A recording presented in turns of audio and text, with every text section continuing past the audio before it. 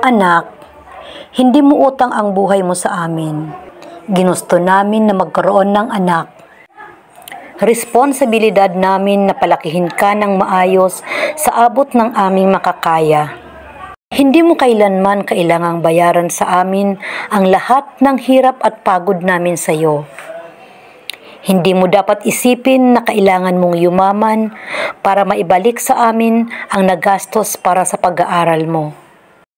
Darating ang araw na magkakaroon ka ng sarili mong pamilya. Ayaw naming nakawin ang saya ng iyong pamilya. Ayaw naming maging dahilan ng pag-aaway niyong mag-asawa. Kung kami ay inyong ririgaluhan, maraming salamat anak.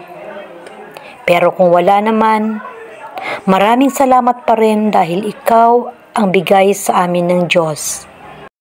Araw-araw naming pinagdarasal sa Panginoon na bigyan kami ng lakas para mapalaki ka ng naaayon sa Kanyang kagustuhan.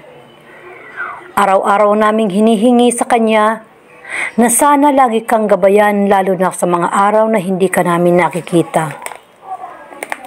Pagtanda namin, hindi mo kami obligasyon. Unahin mo ang mga pangarap mo. Unahin mo ang pamilya mo. Unahin mo ang sarili mo.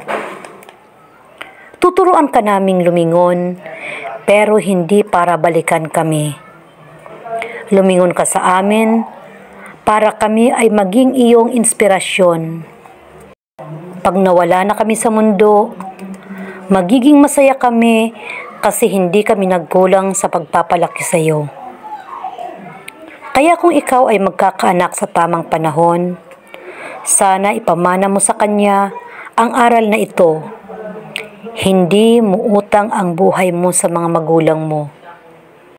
Lumingon ka para gawin kaming inspirasyon.